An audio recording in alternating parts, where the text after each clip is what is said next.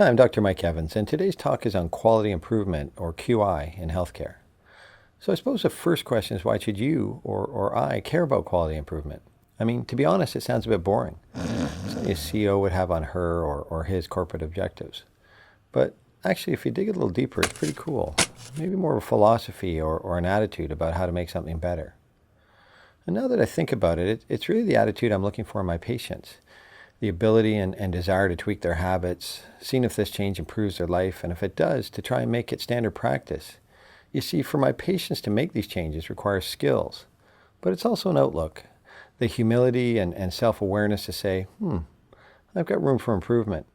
The ability to gather better approaches, try them on and see if they work, and then adapt them until they do.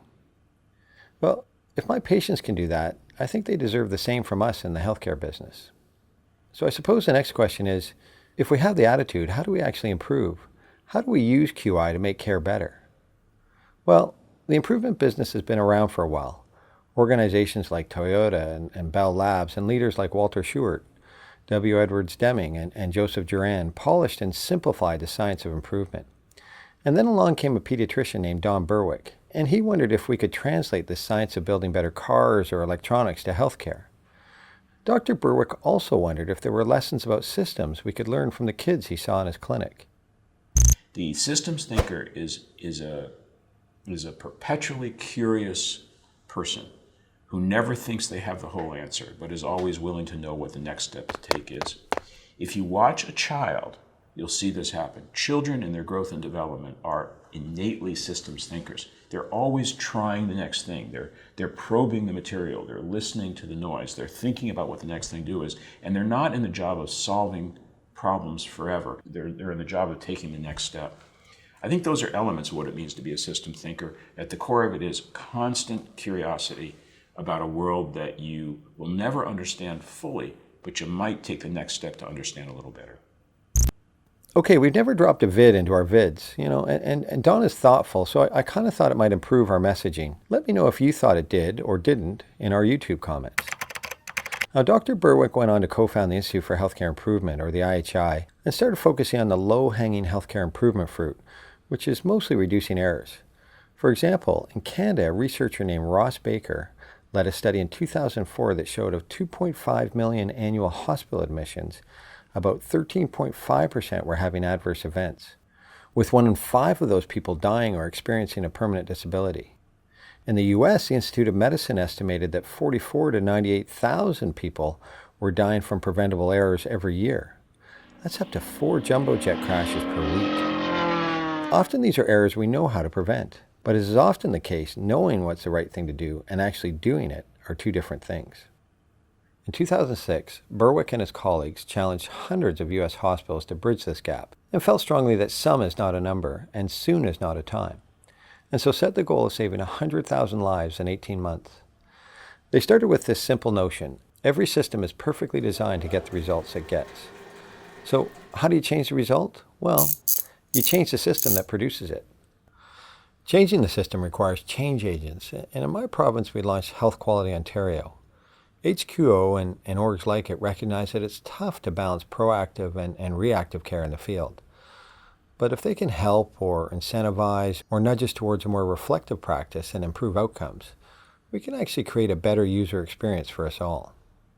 Now, making this sound simple, like pushing a button, but getting people to change, even a simple behavior like hand washing, can be very complex and exasperating. But these seemingly small behaviors can have a ripple effect on health. A 2010 study calculated inadequate hand washing caused 247 deaths each day from preventable hospital infections, and that's just in the U.S. So let's jump back to simplicity. How to improve seems to boil down to 3 questions in a cycle. Improvement starts by setting an aim. So question number 1 is, what are you going to improve, and by how much? So for example, we are going to get 70% of the staff to wash their hands before and after seeing patients by December 1st. Great. We have an aim. So let's start testing some changes, okay? Not so fast. Now you need to ask question 2. How will you know if a change is an improvement? We need to choose some things and measure them.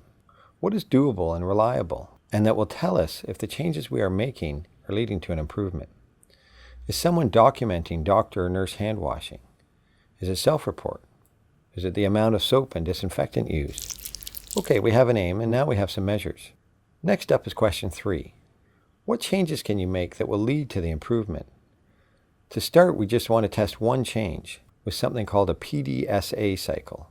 Plan the test, do the test, study the test results, and then act based on those results. Maybe it's new soap dispensers or little bottles of gel. Maybe you read about the study that changed the signage from wash your hands to protect yourself to wash your hands to protect your patients, which resulted in a third improvement over a 2-week period. Maybe it's reward or audit and feedback or asking patients to check. Just pick one and get started. Then you test other changes and the PDSAs just keep rolling. Fine-tuning the change based on what you're learning. Saying to yourself, here are some ways we can improve. Let's try them out by dropping them into our practice in a thoughtful way that fits with our clinic and our patients. And let's measure how we do. Adapt, adopt, or discard. Simple, right? But powerful, and it actually works. At my hospital, St. Michael's in Toronto, elderly patients with fractured hips were often waiting more than 2 days for surgery. This wait was painful, with increased chances of conditions like delirium and depression, longer recovery times, and even death. The care team scratched their chins, mapped out and redesigned every step of the journey to surgery in order to fast-track these patients. They created a code HIP called as soon as the patient arrives. This streamlined them to the urgent list for surgery, rapid triage, essential testing, priority consults from anesthesia and internal medicine, and so on. All these tweaks led to a jump from 66 to over 90% having surgery within 48 hours. The main point is, start. Find something you can improve and get going.